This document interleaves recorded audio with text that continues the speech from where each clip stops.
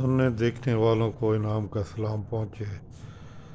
دوستو، آج میں سوچ رہا تھا اور کافی غور و خوض کے بعد میں نے سوچا کہ اس کو ویڈیو میں ولاگ میں اس کو آپ سے مخاطب ہوں۔ یہ بہت ساری چیزیں جو ہم غور نہیں کرتے، سمجھ نہیں سکتے، وہ ہمیں اللہ تعالیٰ سے کہیں دور نہ کر دیں۔ دوستو، اللہ تعالیٰ فرماتے ہیں کہ اللہ تعالیٰ اور اس کے رسول کے حکم پر چلو، اور اگر اس کے احکام، مفہوم یہ میں ترجمہ تو نہیں کر رہا ابھی، مفہوم ہے اللہ تعالیٰ، میں تھوڑا سا الفاظ میں اوپر نیچے غلطی تو نہیں، مفہوم جو ان کا ہے وہ بیان کر رہا ہوں۔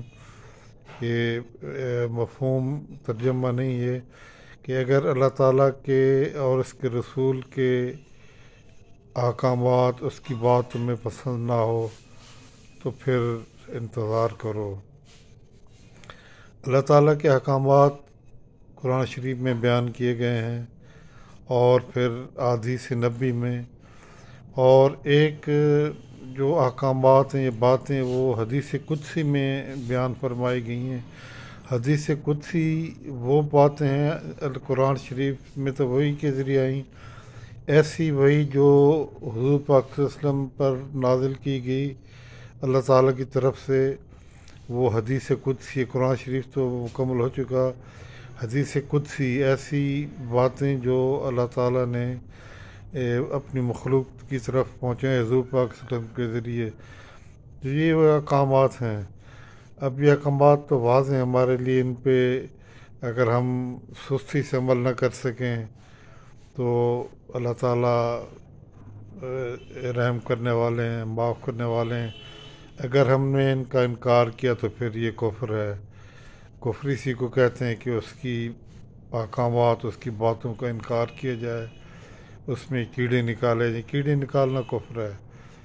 آپ ہمارا صرف ایک ہی بات ہے کہ جو بات سنی اسے یسر کہا۔ ہاں، سستی ہو گئی ہے تو وہ قابل معافی ہے، انکار قابل معافی نہیں ہے۔ دوسری بات یہ کہ اس کی احکامات کے بغیر، اس کے علم کے بغیر پتہ بھی نہیں ہلتا نہ جھڑتا ہے۔ اس کا علم کیا ہے؟ اس کا علم اس کا حکم ہے۔ جو چیز اس کے علم میں، جو چیز ہو رہا ہے اس کے حکم سے ہو رہا ہے۔ ہوا بھی اس کی مرضی کے بغیر نہیں چلتی۔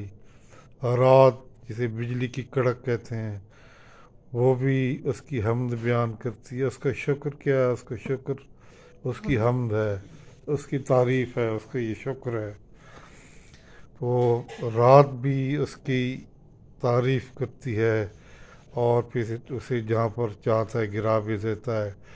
اب وہ جو ہماری زندگی میں، قوموں کی زندگی میں، تاریخ میں ہو چکا، اس کا کوئی ایک لہجہ، اس کی لہجے کی بھی فریکشن ایسی نہیں ہے جو اس کے حکم کے بغیر عمل میں لائی گئی ہو۔ یا تو وہ تعذیب کے طور پر کی گئی ہے، یعنی کہ سزا کے طور پر قوموں پر، کائنات پر تباہی ہو گئی، سزا دی گئی۔ تو ایسی چیزوں پر ہمیں توبہ کرنی چاہیے کہ اللہ تعالیٰ ہم سے غلطیوں میں معافی چاہتے ہیں، ہم نہیں کریں گے آئندہ، جسے توبہ کہتے ہیں۔ اور دوسری چیزیں، تعزیر کے علاوہ جو بھی کچھ ہو رہا ہے، تعزیر بھی اس کی مرضی سے ہو رہی ہے، اور جو بھی کچھ ہو رہا ہے اس کی مرضی سے۔ جو چیز فیصلہ ہو چکا، ہمارے سامنے آ چکا، یہ اس کا حکم تھا، اس کے متعلق ہمارا رویہ یسر ہونا چاہیے۔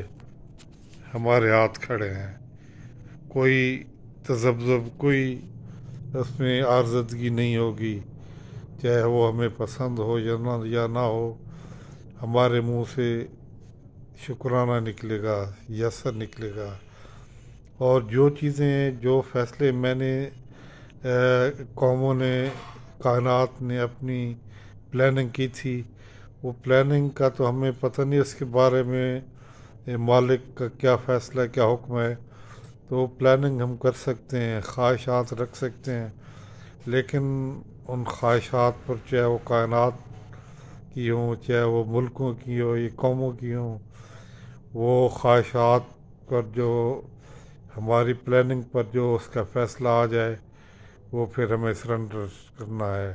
یس سر، میں بہت سی چیزوں پہ ابھی سوچتا ہوں کہ سیاسی چیزوں میں بہت باتیں کرتا ہوں، اور میں اپنی غلطی تسلیم کرتا ہوں کہ مجھے یہ نہیں کرنا چاہیے تھا، میں اس کی معافی مانگتا ہوں اللہ تعالیٰ سے۔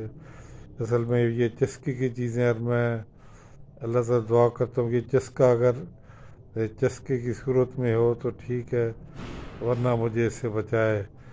تو جو آنے والے وقتوں کے فیصلے مالک کے جب وہ ظاہر ہو جائیں تو پھر یس سر، اس کے علاوہ کوئی چارہ نہیں۔